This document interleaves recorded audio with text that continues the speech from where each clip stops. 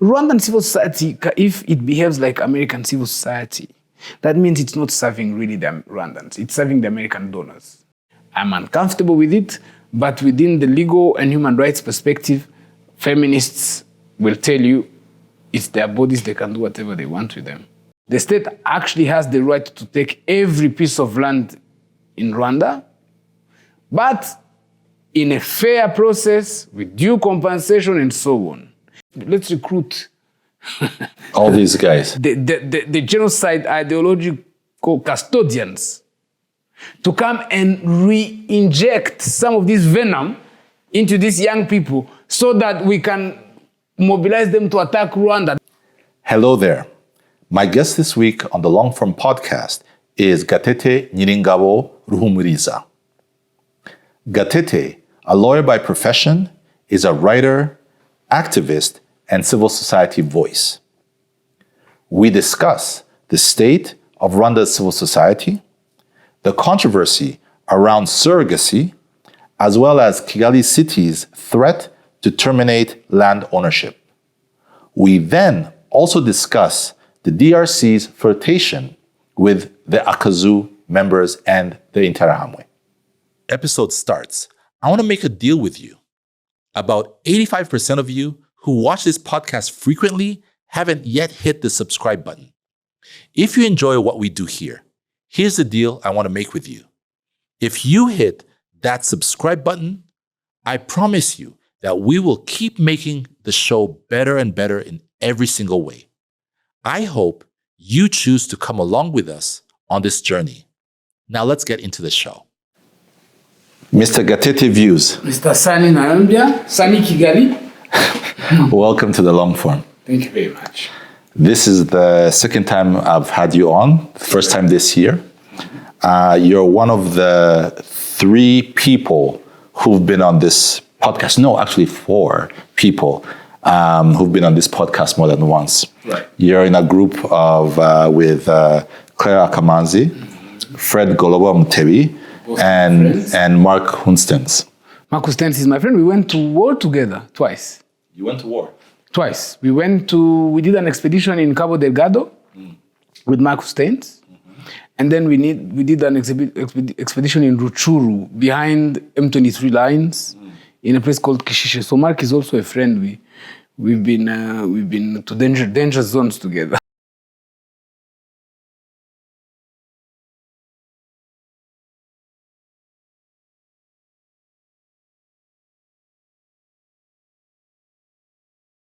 The Cabo Delgado one was the RDF invitation. Okay, it was RDF. The Rutshuru one was clandestine, illegal clandestine. It was behind enemy. So basically, we wanted to find out there were allegations of M23 massacres at Kishishe. At Kishishe, and then we saw maybe 1, 2, 3, 4 reports: UN reports, NGO reports, Government of Congo reports, and then what they had in common is that nobody had actually gone on the ground. On the ground. Everybody was allegedly throwing numbers, and the numbers were being auctioned. You know, they escalated the numbers every day. So the next person spoke of double of the number of, started 100 people killed, 200, 300 people, 1,000 people killed. Then we were like, yeah, but sure, but why hasn't anybody gone to the field? So then we asked M23, could you ensure our safety if we came? So we spoke to our M23 contacts, and then we said, why did you kill masses of innocent civilians? They said, we killed no one. So when was this? 2 years ago. 2 years ago, they said, we killed no one. We said, yeah, but this report says this. Is like, yeah, we know, but we are shocked as you are, because we actually killed no one. We said, can we come and look and investigate? Is it safe? They said, well, it's not safe. It's a war zone, but we'll try as much as we can to ensure your safety. So we went clandestine. We didn't ask for anyone's permission. DRC government actually said, why did we enter in their country without a visa or whatever? I was like, but listen, if I want to go to Rutshuru, you think I'm going to ask Kinshasa to give me a visa? So we did, and then we documented. We found they did not kill anyone. And then we went to investigated the alleged mass graves, the church where people were killed, and so on. And they'd say that there were no civilians, but in fact there were people. So we had individual interviews, couples interviews, and then in the end we brought them to the said church and we did a focus group discussion so that they can triangulate the information. And it was all taken on camera and so on. So then we wrote a report that finally, in the end, months later, every other person who had claimed, like Human Rights Watch and so on, they came back to corroborate our findings. Where can people find that report? It's online. It's called the Kishishe report. It is online. At the time, it was hot. I mean, everybody, DRC did 3 days of mourning, France, the US, the UK, everybody sent them condolences and so on. But then the thing died out because we brought out the truth.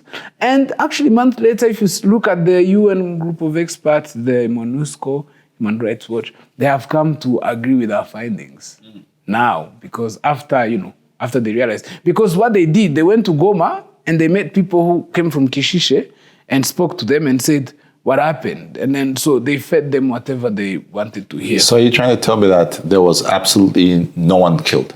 No, people died. 12 people died. We're not talking combatants. We're talking people who were caught in a crossfire, but only 4 are from Kishishe. 8 are expected to be part of the Mai Mai militia group.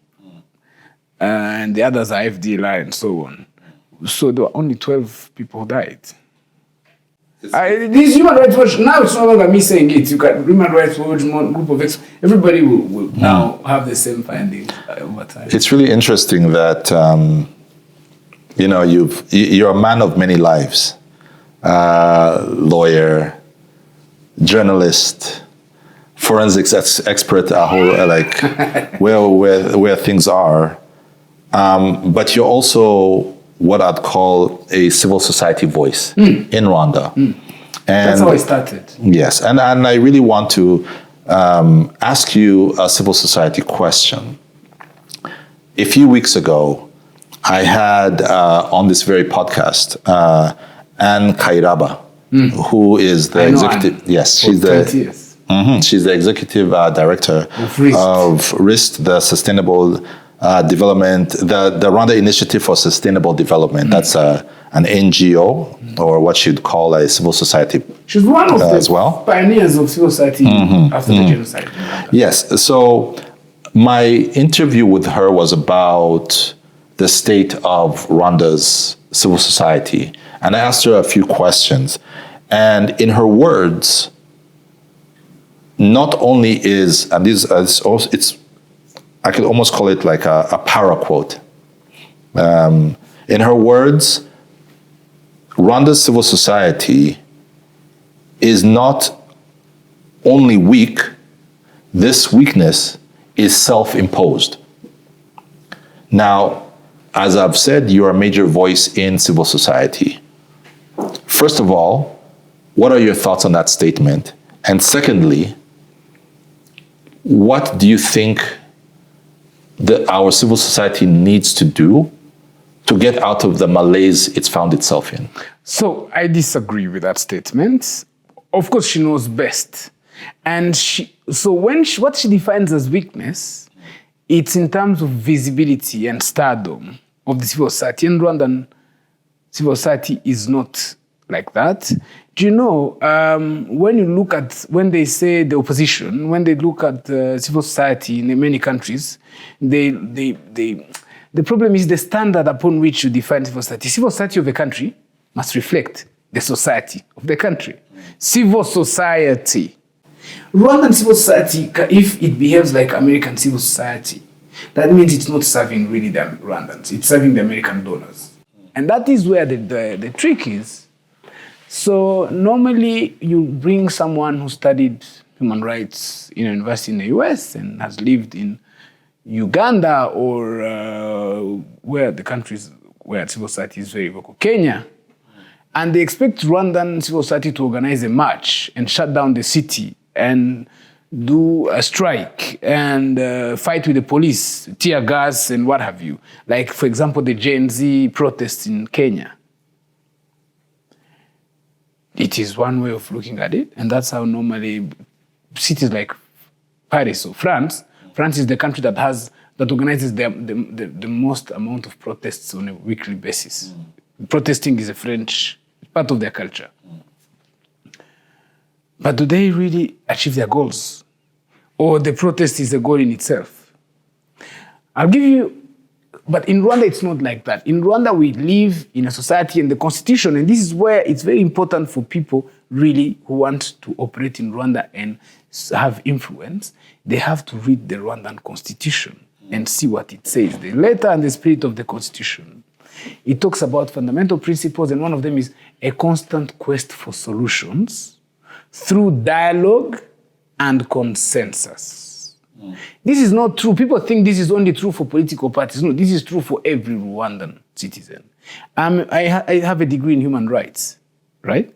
And one of my thesis, which I expanded into a book, is called Advocacy in Sub-Saharan Africa. I said, for you to do advocacy effectively, you have to understand what language the government of the day listens to.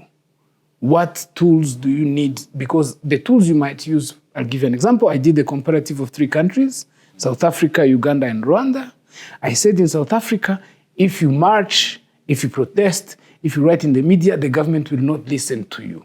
But the moment you go to the South African Constitutional Court, everything the Constitutional Court says, and it's a very activist Constitutional Court, the government implements immediately. For example, the Constitutional Court did one of the landmark judgments to say, because water is life, people should have the right to access to water for free up to a certain amount of gallons.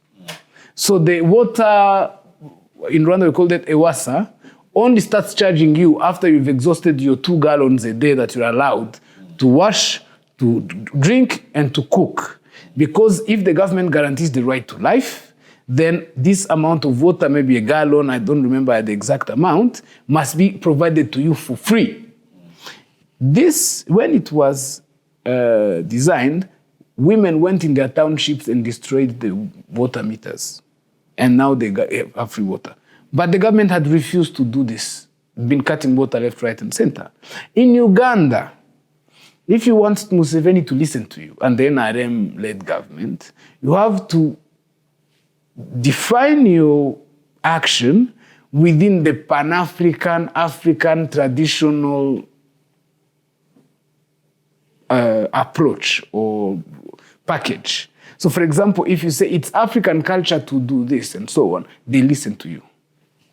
In Rwanda, however, if you come and say, I want to negotiate, I want to talk, I want to dialogue, they listen to you. But you also have to tell them this is something that is of global standards. But it's something that we can achieve through dialogue. So I'll give you an example now concretely about Rwandan civil society. Last month, the government passed a law on an NGO law. And this NGO law, NGOs were unhappy with it because it's exerting undue interference and control.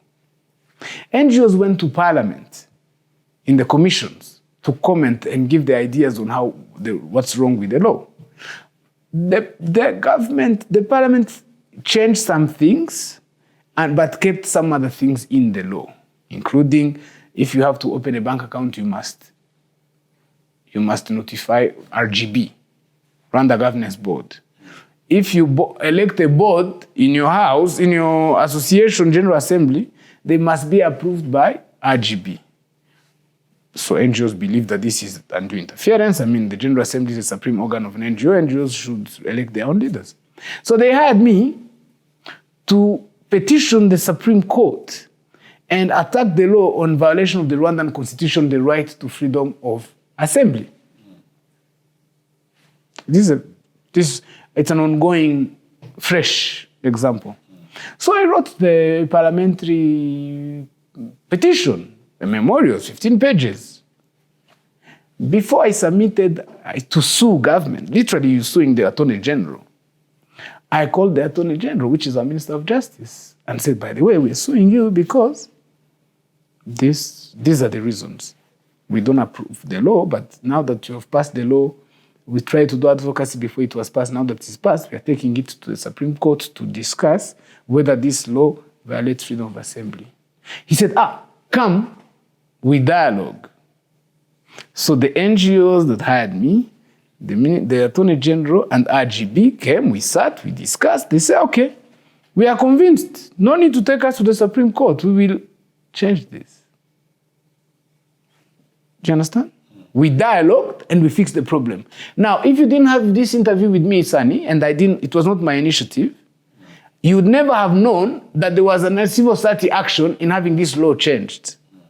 Nobody would have, I swear, you are here. I'm not the one who called you. I swear nobody would have known, and this NGO that has hired me, I'm not even going to mention it. Right? But the thing is, this is how we fix our problems in Rwanda. This is true for this NGO law. This is true for many things that we do in Rwanda. But the NGOs that hired me to go to the Supreme Court, we would have still gone to the Supreme Court. So we would have acted as every other NGO in Africa or the world. If the government cannot move, we can get the court to move them, which is the right. The Constitution of Rwanda guarantees that. But the Rwandan government believes in dialogue and consensus. So as a result, we make the same impact. I mean, women in Rwanda have achieved some of their rights that other countries have not achieved. They didn't have to fight with government to achieve this. Maternity leave in Rwanda, LGBT rights in Rwanda, sex worker is decriminalized, abortion is decriminalized in Rwanda. Some of these things. Other countries have not decriminalized them, in spite of the 25 marches and strikes that they operated. So as a result, people think civil society is weak because they don't see police tear gassing them or them standing on top of a hill and abusing government every day, because that's how they measure their strength. But I don't think that's how strength should be measured. Strength should be measured on the impact. What kind of laws have changed, what kind of lives have been improved, and so on. I guess you've almost highlighted a weakness, which is the fact that fundamentally civil society organizations work for the society itself. If the society does not know what you're doing, are you actually doing it? It's almost like the saying, if a tree falls in the forest, but no one has heard the tree fall, did that tree ever really exist? That's I think one of the questions. So it's a very valid question. And Sanny, I told someone, a man who was here to interview me, I told him, we live in a post-political society. He didn't understand what it meant. Even I don't understand what that means. Yes. Kimonyo, Jean-Paul Kimonyo, the author, defines Rwanda's political system. I define it as a system of dialogue and consensus, right? He defines it as radical pragmatism system. What it means is that it's to quote Deng Xiaoping, it doesn't matter if the cat is white or black, as long as it catches mice. So if we can achieve that civil society can do their business without government interference, that's the end goal. Whether we can also inform them that we tried and failed, and make sure they know that we are heroes. We tried and failed. We even died trying. But that's not as impactful as if we actually succeeded, simply succeeded. But I guess the challenge is, again, you've caught the mouse.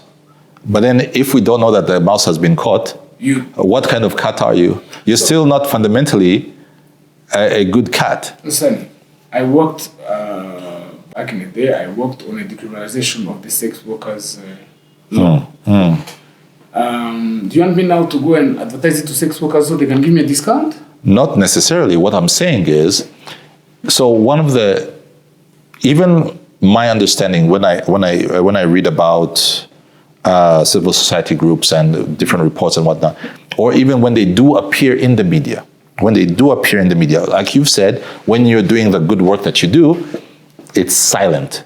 But when there's dysfunction, it's very loud. Right. But in fact, So had the government not, and I was telling the minister that he cost me money because this NGO that was trying to pay me to go to the Supreme Court, they won't pay me anymore because they have accepted.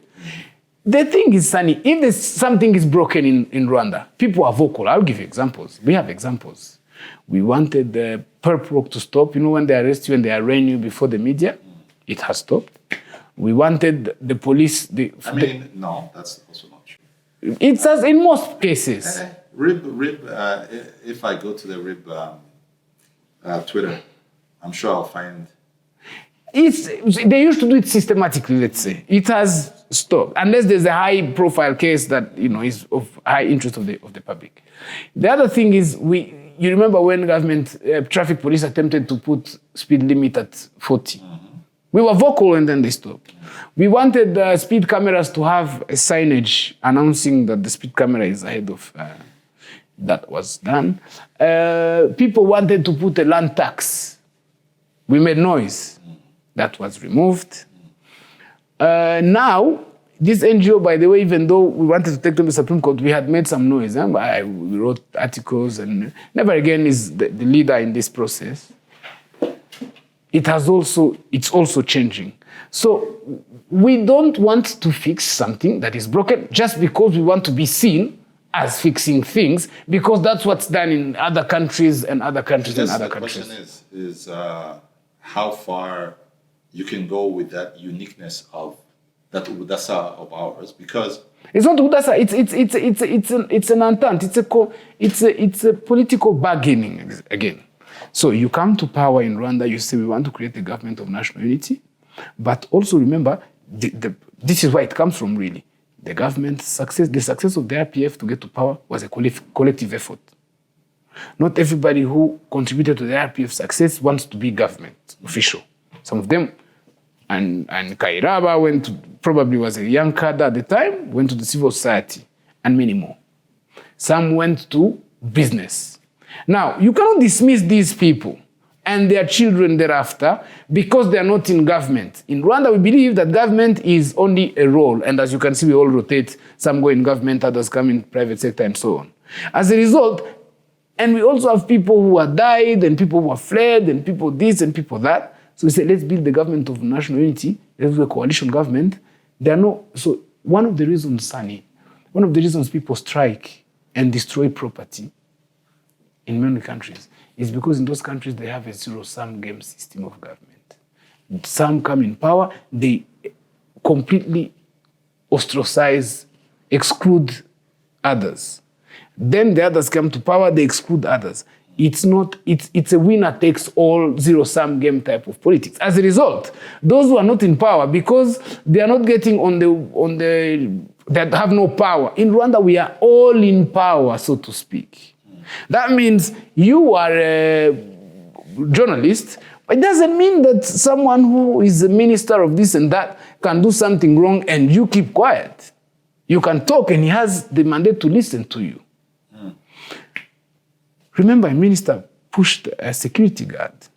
He was fired instantly. You remember this story. And so on and so forth. So the concept is, why should I strike if it's incumbent upon me to fix? So you see, I have been empowered. But this is actually true democracy in my opinion, although that's a debate that I don't want to go into.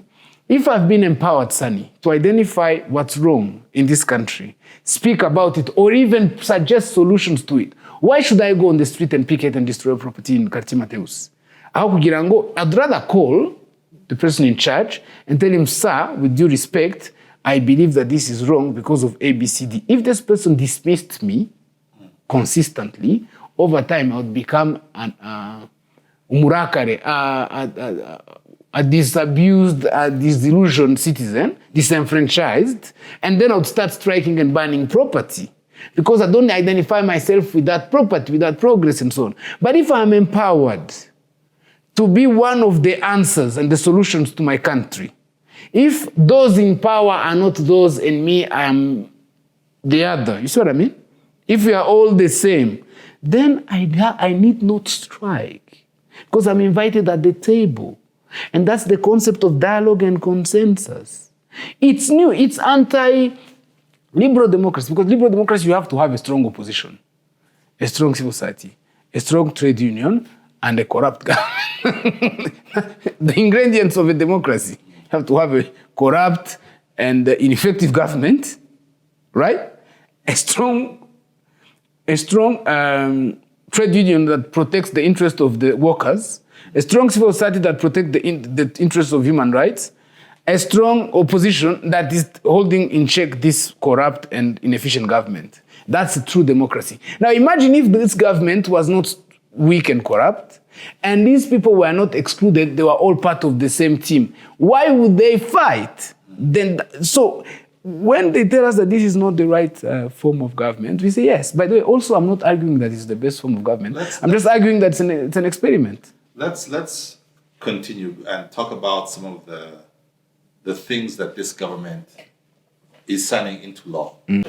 So, as per Article 279 of the revised law on persons and family that was published on July 30th this very year, married couples now that are unable to have children can now get a surrogate to actually bear their child.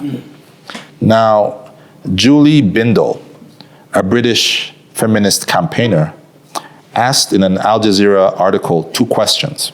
The first being, is being able to have a baby via a surrogate, even when the surrogate is fully consenting, properly compensated, and cared for, really a human right? And secondly, she asked the second question, could the surrogacy industry, which is built on the commodification of the female body, ever be truly free of exploitations? Now, having heard that, I want to ask your thoughts and sentiments on those 2 questions she's asked, as well as what you think of the overall law. Listen, her question has a leading questions, and she has a position there. Her position is, must you borrow someone else's body? If you borrow someone else's body, I stand with her. I believe that if you can't have children, you should adopt, or not. And I don't believe this should be a right only to married couples. Even single parents or people should adopt. I don't believe that. I find these are debates. In the future, it's something that we cannot escape, and that's why I told you that the Rwandan government is pragmatic. So in the future, it will be very normal to have a woman. People will commoditize their body. Listen, sex workers commoditize their bodies. And it's apparently a human right. My body, my choice. That's how feminists say. But I believe that if you can have children, you should adopt children. Especially if you link it to Rwandan culture. Umwana n'umuryango. A child belongs to the family. And I'm with her. I think I wouldn't be, if I can't me and my wife, we can't make children, we should be, there are so many Rwandan children that would be happy to be raised in a good family. I don't have to go and find another woman, and I'm uncomfortable with it. But it's not to say that it's not, this is my opinion. What is a human right is when people agree on, it's called pacta sunt servanda. Pacta sunt servanda is a Latin word that says an agreement that is passed between 2 people legally is a law. That means it's binding to both parties. Which means that if a woman is okay lending her womb to someone else, if this woman is okay with it, which is what the Rwandan law is trying to do, it should be all right for them. I'm uncomfortable with it, but within the legal and human rights perspective, feminists will tell you it's their bodies, they can do whatever they want with them. I find it so interesting because my personal knowledge of you're very liberal when it comes to a lot of things. And I would have thought that you would be standing more on if, like you said, if it's someone's choice, go right ahead. It's interesting to hear for me to hear you kind of take that more. Because, so remember, one of the problems I've had lately, a challenge that I have, is that whenever children are involved, my focus is on the rights of the children, because they're the ones with no say. They're the younger ones, so the adults can fight and debate, but the children are really the weak party in this. But like I told you, I have a personal opinion. I believe that children's best interest, we have orphans and children who would like to be adopted today. If anybody can't have children, that's who they should start with. Because what I care about really is the children at this level. But if you want to do this surrogacy process, the law creates the environment. Again, if you can find someone, you sign a contract with them. So to answer your first question I believe it's a right. Is it a human right? I don't believe it's a human right. I believe it is a right. Not every right is a human right. Number two. So you're saying that if I'm a person, I'm part of a married couple, I think at some level, the very point of marriage as an institution was also for children, to bear children so you can pass on property. And the name. I mean, I have 2 sons, and I will not lie to you. One of the delights of my life is looking at my sons and almost looking into my own face. Yes. You know, it's amazing. There's something special, and I would argue that if the science is there, how can it not be a human right to be able to have? Because we're descendants of people. But Sanny, see the problem, if rights were all complementary, it would be an easy job. Lawyers wouldn't exist. It so happens that rights become contradictory. So remember, science shows on surrogacy that the women who lend you their womb, the children also go with their DNA imprint. Sometimes they look like them. It's human, ultimately. Sometimes in vitro, if they want to develop a child in a lab, that's fine. But remember, these women that will lend you their wombs, children might actually not look like you. They look actually like them. But most importantly, science has shown that some of these women have gone through mental challenges, depression, suicide, or they have come to disturb the quiet of this couple that they agreed with at first. Yes, I'll bear your child, I'll give them to you. And this couple wants to raise their child shielded from all these arrangements, scientific arrangements that they went through. Now, imagine if 2 years down the road, this woman says, no, that's my child. I was bearing that child, and I want the child now. You're gonna stop her, right? Because apparently the contract is binding. But then don't you see a problem?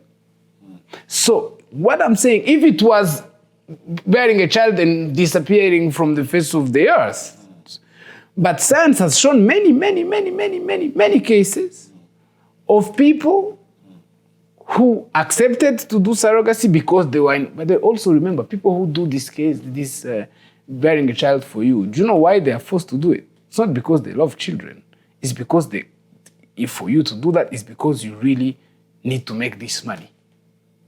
It's not because people enjoy the labor and the 9 months of the pregnancy. But if I'm not mistaken, I think in our law, the only money that can be given to the person who's bearing the child is the money for either treatment or I guess it would not be. I think I heard, maybe was it from one of the Kardashians? You know, they gave this person millions of dollars. Yeah, here it cannot be. We literally cap it at a certain amount. Yeah, but let me tell you. So, first of all, you can't cap it at a certain amount. You can cap it with those within the law. Within the law, the law can say, right, she's going to have treatment, she's going to have recuperation for breastfeeding, blah, blah. They can say that, but they cannot actually cap the amount because if you're doing surrogacy for the richest Rwandan, and surrogacy for me, you might not make the same amount of money. But, Sanny, no woman will enjoy bearing a child and giving them away. The only reason you are compelled, forced to do that is because you really need some sort of support. And also, whatever the law has promised, if this person decided to give a donation later, they're free to do so. By the way, if I want to give you a donation, you don't even have to do anything for me. Sure. So now, basically what I'm talking about is, if it was so easy, this person is not concerned. I'm telling you, science has shown that the women who bear these children, they go through a period of mental distress because they're human. Let's keep it within constitutional law and constitutionalism. I don't see it as a human right, and there's no international convention. If I may, what I want to move it, there's something that you said at the beginning when I first asked you the question, and you were talking about the fact that it's only married people who could not, and you personally said that you would wish that it was open even for non-married people. You're the constitutional lawyer. You've argued in the constitutional court, the Supreme Court. Do you actually see grounds for someone actually suing the Attorney General because of that? Because they denied them the right to surrogacy? Yes, because they've been boyfriend, girlfriend, fiancé, or I guess common law, Marriage. Come we stay. Yes. And now they've been together for X amount of years. They want to do this. They've been trying to have a child, right? So one, they've been doing the deed.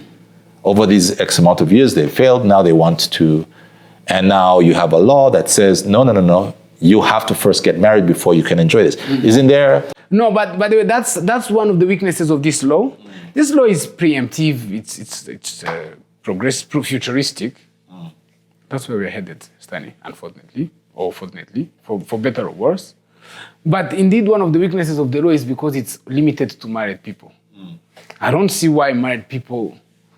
Some people would like to not be married and have children instead.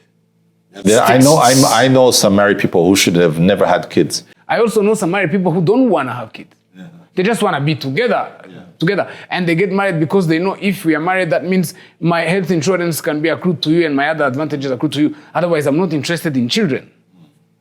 I don't understand that as an African man, but these couples exist.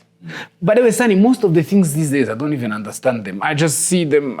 People do things that I don't understand. I don't understand why people, because some are born gay, that I can understand, but some choose to be gay. I don't understand why. But it's not up to me. I'm not the measure of wisdom and yeah, I suppose. So in this case, I believe that if they open surrogacy, they should open it to every adult human being. Adult with consent human being. And now, the problem is, and I promise you, they will have to deal in the future with the consequences of surrogate moms who will come back and say, by the way, now that I've made some money, now that my life is better, I want my child back. Or worse yet, they might not even say that because, as you said, the contract is still binding. But rather, I can imagine them saying, I signed that contract under duress because I was poor. Yeah. And also remember, if there's anyone to take the Attorney General to court and anyone that I'm going to actually defend happily, is this woman who signed that contract. Because she has many more. The woman who had the womb and carried the baby, she has more rights than anyone else in this story. There's no contract that can prevent her from. That's who I'm going to. If I ever sue the Attorney General on this case, it's going to be to represent this woman who went through depression because she had to give away her child. That's who I'm happy. That would be a human right. You wanted to know which one is the human right here. That's the human right. Because this other right is very elitist. Elitist in one sense, but also in the sense that if you cannot have a child, why do you want your DNA imprint on the child? What's the idea? Because, again, I told you, Sanny, it's not true that your children will always look like you. So I'll give you a joke. So I'm not sure it happened, but Marilyn Monroe told Albert Einstein, he told her, Albert, darling, let's have a child. They're going to be the most perfect child in the world.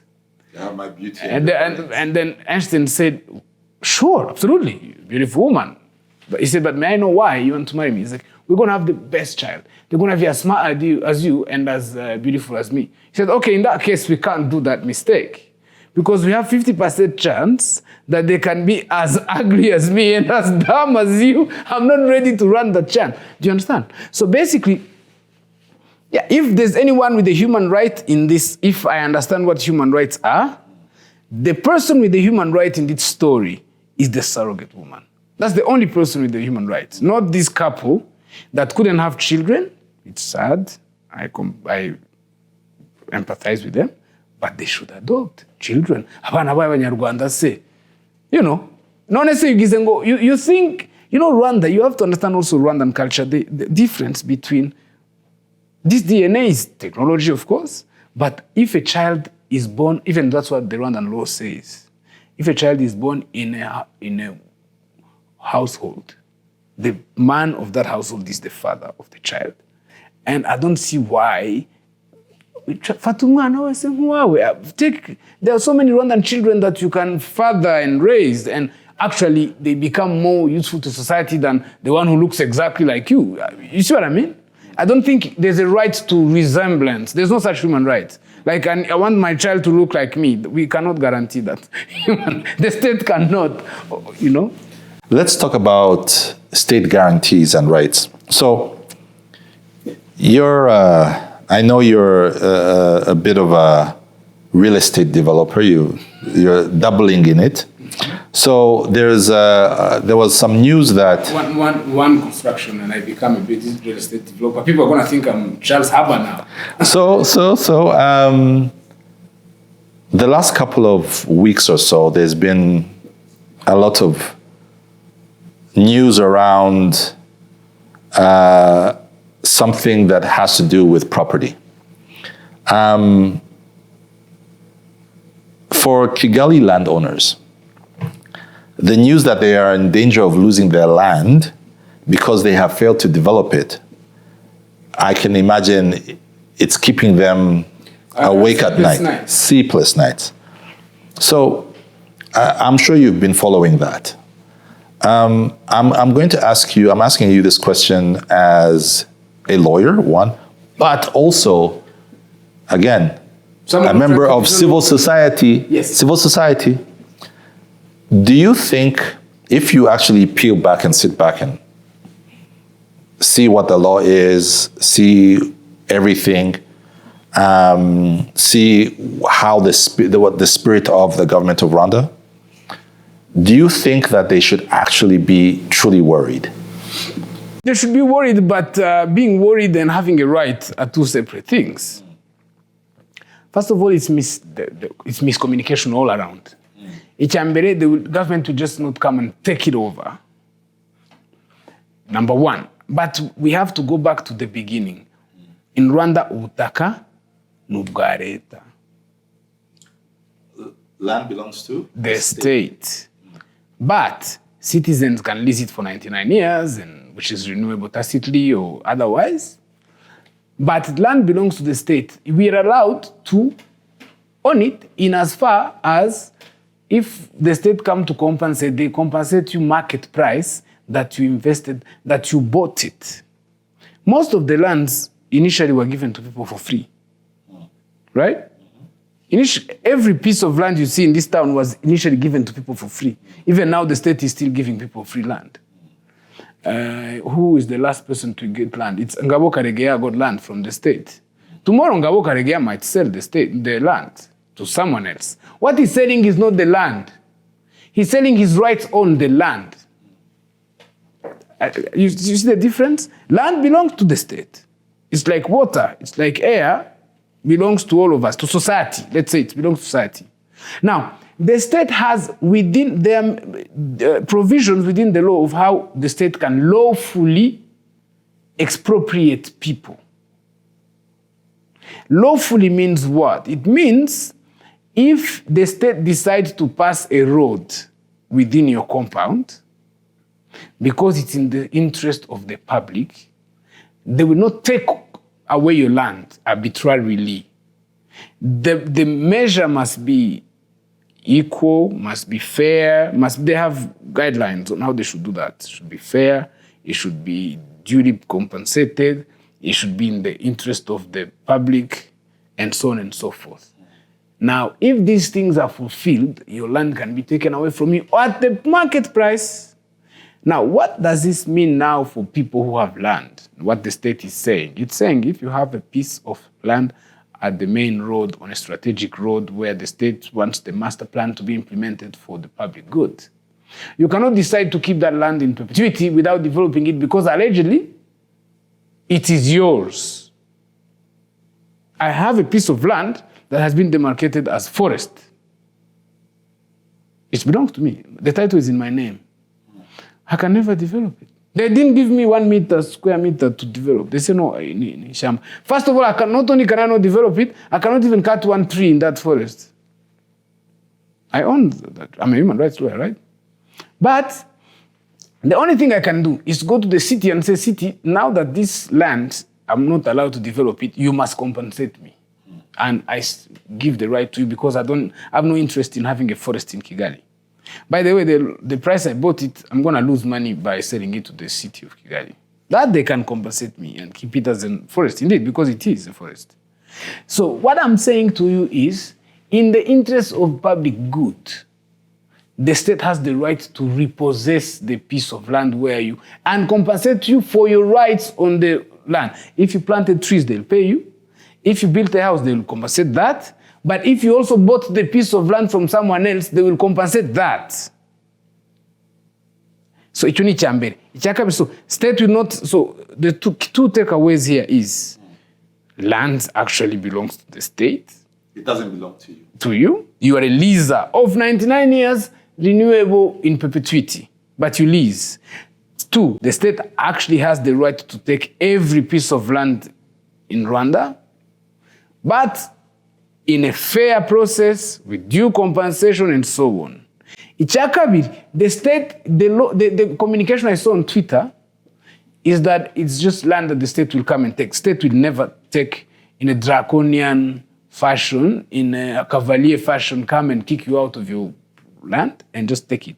They will give you fair price on market value. There's market value. You have valuers around town who will tell you how much money is per square meter. And some of it is even on some websites, and so it's very clear. Yeah. So, Mr. Gatete, this is the last, and this is a last question for you, but I know that this question will lead to other questions. I'm sure you know this because you are quite active on social media. So a few days ago on Twitter appeared a document that has been confirmed to have originated from the Office of the Presidency of the DRC. In that particular document, the DRC invited some of the most notorious members of the Akazu to move and live in the DRC. Here I'm referring to the 6 infamous genocidaires who had been living in Niamey, Niger. And now, it seems that the DRC has decided, no one asked them to, but they've decided to give safe haven to men like Innocent Sagahutu and others of similar ilk. Now, I'm going to ask you a question that I think is quite basic, but let me just be straight. Has Tshisekedi lost his mind? No, he hasn't. He hasn't lost his mind. But these are Akazu people. But Akazu, remember, genocide ideology. If you're in the genocide ideology mental state of mind, Tshisekedi is also a member of Akazu, so to speak. So basically, are members of Akazu, have they lost their mind? No, Tshisekedi is onto a path, some sort of, he has, and this is why you see he teams up with people like the president of Burundi. He believes that he's going to create this, he's trying to rally this genocidaires to come together. He believes exactly the same as, many people used to believe this, that Rwanda is a government of Tutsi. We've addressed this question before on other interviews. It's a government of Tutsi, therefore all the Hutus of the world will have a convention in DRC, and then they will chase this minority government. But the Rwandan government is not the government of Tutsi, it's the government of Rwandans in general. And genocidaires are not Hutu. People call them, and in the letter, if you read the letter, it can inform you a few things. It says, Hutu elements. That's how they refer to them.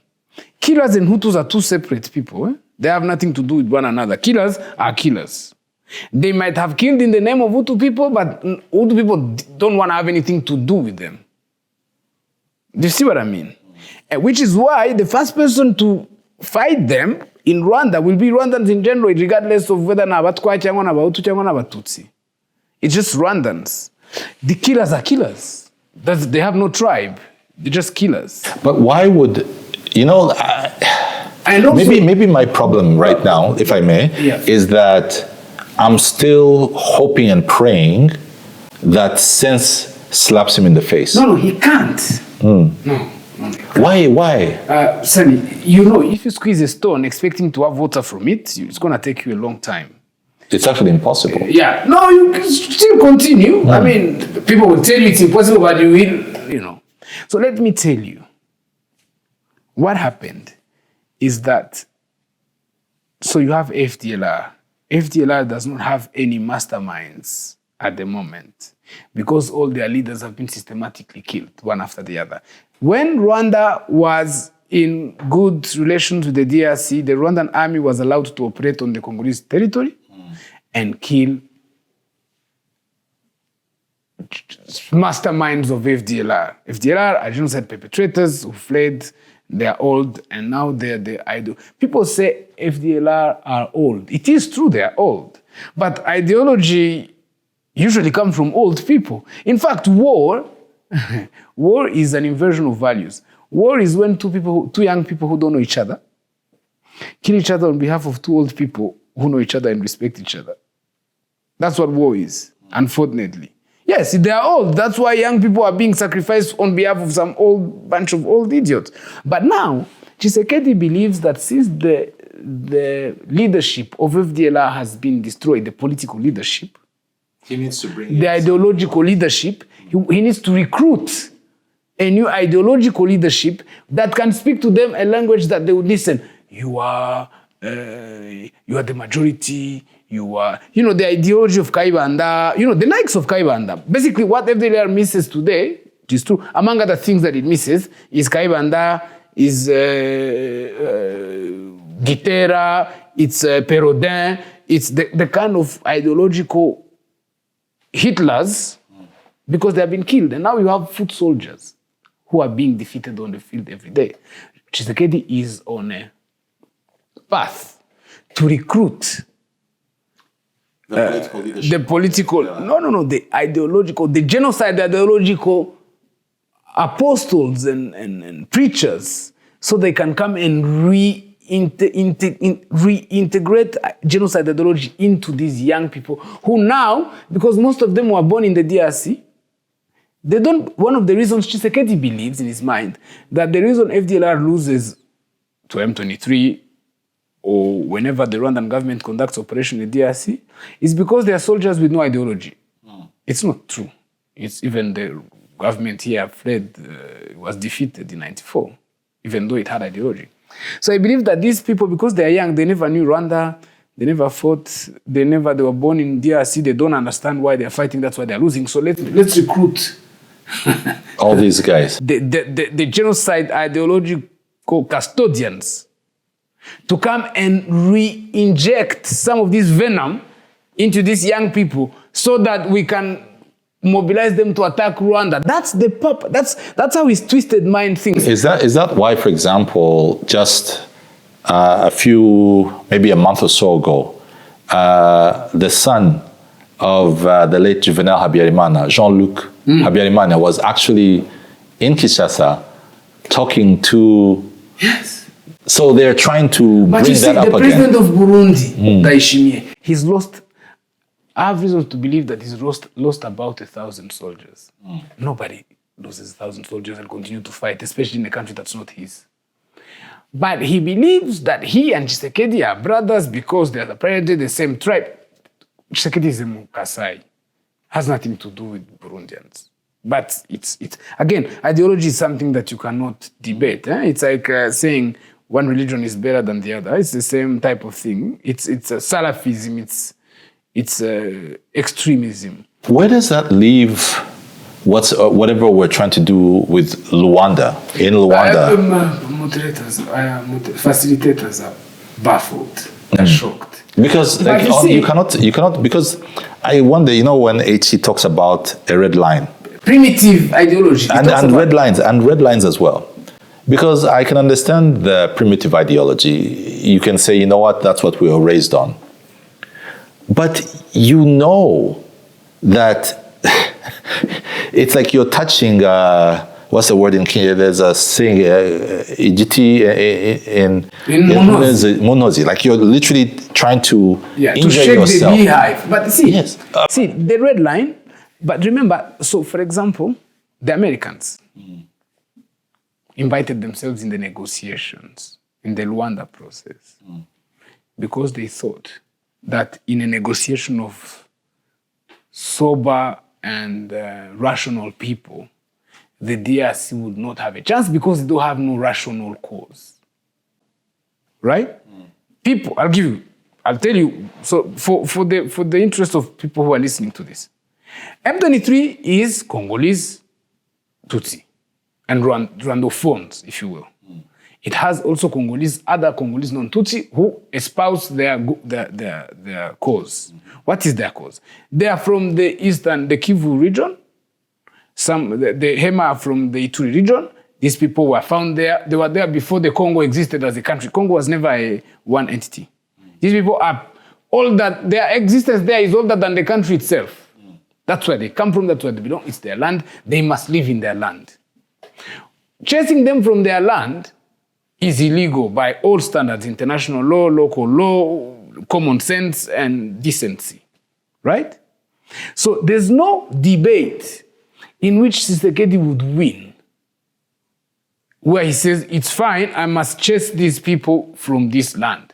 Land he didn't provide to them, he didn't give them, he found them there, and he cannot remove them from there in a negotiation. No agreement is going to come out of a document where it says, people from this land, the ancestral land, now stand up and leave. Okay?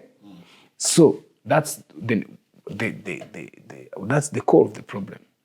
Now, Rwanda says, you invited genocide perpetrators, who you never disarmed them. You, in fact, did not even take them far away from our shores. So it's 150 kilometers, as international law stipulates.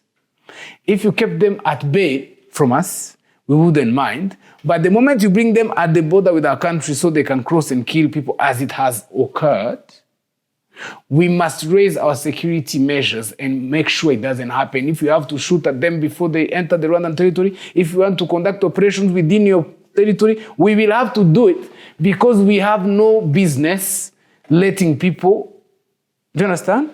These are legitimate demands. Now, when the Americans look at that, that's what Rwanda says. The DRC says M23, Rwanda is using M23 to so that Rwanda can go and loot minerals. I can give you a list of all the minerals in Congo and who actually exploits them. Maybe 5% maximum of it is smuggled through black market, and it's not Rwandans, it's Congolese themselves, and they come and sell it in the Goma area. Most of it, Congo is replete with airfields where aircrafts come, land, load, fly out.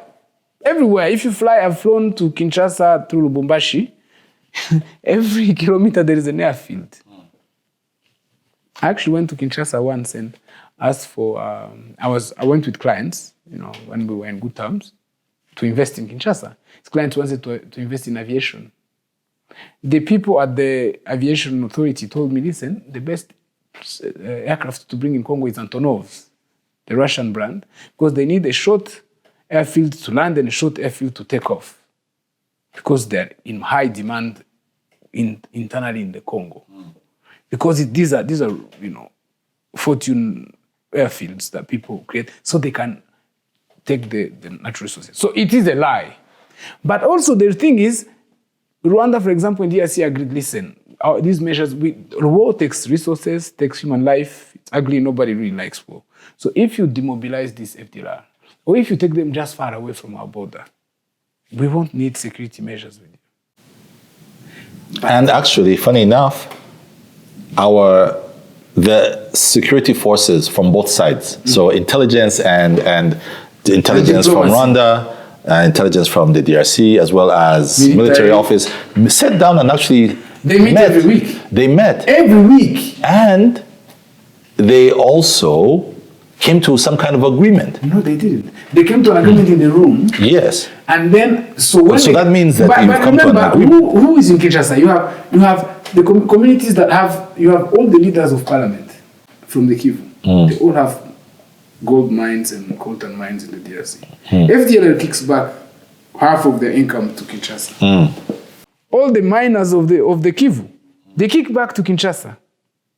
These people in Kinshasa, if M23 was to come back, and then the members, we have over 100,000 refugees in Rwanda. They're there. We're not making them up. They're there in a camp. We have 300,000 in Uganda. We have others scattered. So we have almost 500,000 Congolese nationals who are made stateless for the last 30 years. On the one hand, then we have killers, and now even their bosses, the masterminds, are being recruited to come and take over again. By the way, the moderators, the Angolans and Kenyans are completely astonished. This letter, see, the DRC, it's amateurism. So some guy in the president's office drafts this letter, which is a KD. They send it. They tell the mechanism, don't tell Rwandans. They tell Niger, don't tell Rwandans. But not every country is run like that. You cannot conduct a diplomatic, legal, international courts involved event of that nature without informing the parties. So first of all, the DRC, when the paper leaked, Rwanda published it, gave it to the mediators. Said, look, we're trying to reach a peaceful avenue with these people. This is what they're doing. Mediators confronted the DRC. They said, no, we didn't. Okay. So Rwanda asked the residual mechanism of the ICTR. They said, yeah, no, we received this duly from the DRC. This is a copy. Then Rwanda asked Niger. Niger said, yeah. So this is not Rwanda saying this. It's Niger and the residual mechanism. Now, the thing is, no country would show an enmity with another friendly nation by welcoming, normally, international practice. It's not in the law, but international practice is the moment you are serving a sentence in a country, you finish your sentence, they put you on the next flight to your home. Now, the residual mechanism has been feeding, renting apartments for genocidaires in apartments. They have no passport. Instead, the residual mechanism has been putting pressure on the Rwandan government. So we have Rwandans, genocide perpetrators, who have finished their sentences. We want you to issue them passports and mail them, FedEx these passports to them so they can be free to travel. Rwanda is like, no, they should come to and apply for passports like everybody else. Normally, what are they doing in that country? What status do they have? They're not refugees. They are not expatriates. They are not on a visa. So the UN has been putting these people under a UN protectorate, so to speak, feeding them and giving them stipends and renting apartments for them. Yet, you have other genocidaires in Belgium who, upon serving their sentence, were immediately put on the first flight to Kigali. They are roaming the streets, in coffee shops, untouched.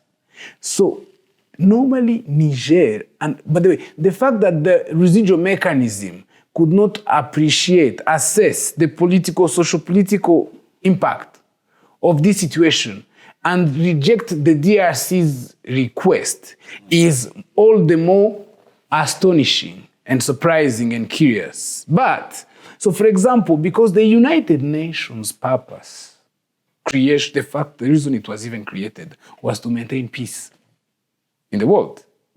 Now you have a UN mechanism where two countries in conflict, one asks, and one country is accusing the other of harboring genocide perpetrators. And said country actually apply unprompted to receive further genocide perpetrators. If you okay this process, what kind of UN are you? Mechanism are you? So that's the part that is shocking. The first person to blow the whistle, by the way, was Niger. It's like, Rwanda, I've been told that I'm going to send this genocidaire in the DRC. Is that something you are okay with? Because Niger is a friendly nation. I guess, and this is my last question, all of this, where does this leave any chances for peace? Okay, so if Tshisekedi invites the genocide perpetrator? No. Everything that we're seeing. Yeah, but this particular one, because this conflict has gone on for a while, right? It will end one or the other. If Tshisekedi invites the genocide perpetrators and takes him to his Kasai village, as I tweeted, and builds a real estate gated community for them and a golf course, Rwanda will not mind. If they go in Kinshasa and he gets them villas by Fleuve Zaire, Fleuve Congo, Rwandans will not mind. But if these people are found in Rutshuru, at the borders with Rwanda, right? Get involved in military operations. Or if based in Kinshasa, they engage in political propaganda, genocide ideology, it should be a casus belli by international law. It means if, United States attacked Afghanistan because they harbored Osama bin Laden. Their justification, and no one ever held them accountable for this, their justification was Osama bin Laden is a mastermind of terror attacks that are happening in New York City and in the United States interest in Nairobi embassy and Dar es Salaam embassy, American embassy. He is the mastermind from his Kabul home where he's being harbored by the mullahs of the Taliban. So we are justified to go find him where he sits because sitting there is a threat to our national security. I don't know if the DRC reads international law and international precedents and diplomatic precedents like this one in particular, and the Americans being part of the mediating team very well understand this train of thought that I just spelled out for you. If from Kinshasa it is established that these genocidaires are playing a role in the threatening the national security of Rwanda, it is a casus belli that will be sanctioned by international law. Do you understand? Tshisekedi, the President Kagame said, Tshisekedi is capable of many things except measuring the consequences of his words and actions. The consequences of this is very big. Countries like Niger used to hold these people in detention, in jail. DRC is about to hold them in public and fund their paramilitary, political activities. It is a casus belli by international law. I don't know if you understand what I mean by casus belli. Perhaps it's a technical term. It means it is a justification for Rwanda to wage war lawfully or to intervene. They say they want Rwandan troops to withdraw, right? To reduce our security measure, defense mechanisms and measures. If they bring these people next to our country, Rwanda would be justified for Rwandan tanks to be justified to cross the border in broad daylight with CNN and BBC and, you see what I mean? Justifiably. Go find those people wherever they are and put them out of business. I don't know if the DRC polity grasps this. And Rwanda would be like Rwanda wouldn't have to justify itself. It would go without saying. And this, because remember, these people, their status is not here, not there. They have been actually sentenced by an international court, UN recognized court. They have served their sentence. They have been found guilty of genocide. Right? They even served the sentence in jail. Even when they're released now, it doesn't mean the ideology has also been removed. Which means if Rwanda said, we have genocidaires in Congo who are undermining, everybody would have nothing to say about this. And the DRC is doing, the Americans are in these negotiations to try and salvage the DRC's stability and to try and weaken the M23 cause, allow the DRC to not be humiliated in this process. No one wants to humiliate the DRC. It's not in our best interest. You know, Rwandans and Congolese are neighbors for life. We are neighbors for life. We must make sure, we must work in the best interest of our neighbor always, and vice versa. The only reason we can intervene in Congo, by the way, when we neutralize FDLR people in Congo, we are saving Congolese lives as well. They just don't know, against their own will.